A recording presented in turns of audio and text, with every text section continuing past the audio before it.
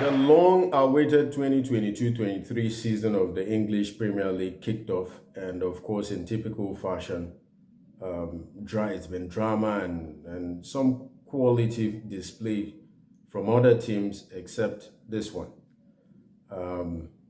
Manchester United played Brighton and Hove Albion in a packed Old Trafford. Of course, it started with Eric Ten Hag being welcomed by the fans. You know, it was a fantastic thing to see, and you would think the energy would pull this team through. The result wasn't a favorable one. You would argue the season just started and anything can happen within the season, but I think it might be a blessing in disguise that this is exposed on the first day of the season. Brighton, of course, beat Manchester United at Old Trafford by 2 goals to 1, and deservedly so. They played better football. They were more composed. You know, they wanted the ball more. Nothing was labored. Everything was fluid. You know, the strong passes when they needed to. Everything was timed. And even Welbeck almost turned into Lord Welbeck. Good hold-up play, you know, bothered our defenders and stuff.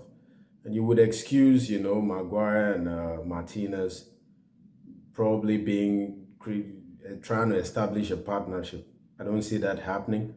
But if it does, fine. I wish the team well. I wish Eric Ten Hag all the best. But I would advise him not to fall by the sword of previous coaches. The idea of playing Reputation FC, Reputation 11, should have stopped. You know, play players based off of merit and play players based off of ability. And I think being the first game of the season, there won't be any argument. I think, in my opinion, I think it is official now that McFred as a unit is stronger than the acceleration due to gravity. I think that is fully established today, and it's dangerous. It's dangerous. I just hope that having a Glazer in the stand is a blessing, also is a blessing in disguise. Maybe what he saw today would encourage him and the board to invest in at least two midfield. We need at least two central midfielders, because there was something very profound that happened today.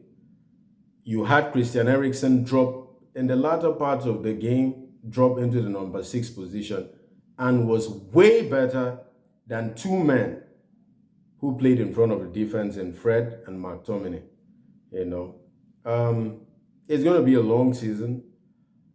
We understand, the fans do understand, it's impossible to ship out 10 to 15 players in one window like Ralph Ragnick had stressed. It's impossible. I don't see that happening. But if there are opportunities to get good footballers, get them in.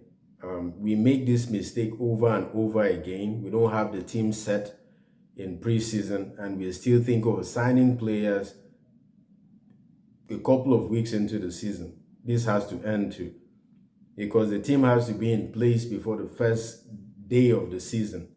We keep making this mistake, and I hope this changes next season, because already this transfer window maybe we should name it Frankie de Jong transfer window. I really hope that the board can sanction a couple of moves. For instance, the Cis that played against Manchester United, the Senegalese who played in the center of midfield, the Spanish club that played preseason against Manchester United. I mean, that's a natural ball-playing midfielder. He was easily the best player on the field. Go get a deal like that done. There's several midfielders. They don't have to be Hollywood. It doesn't have to have a Hollywood name.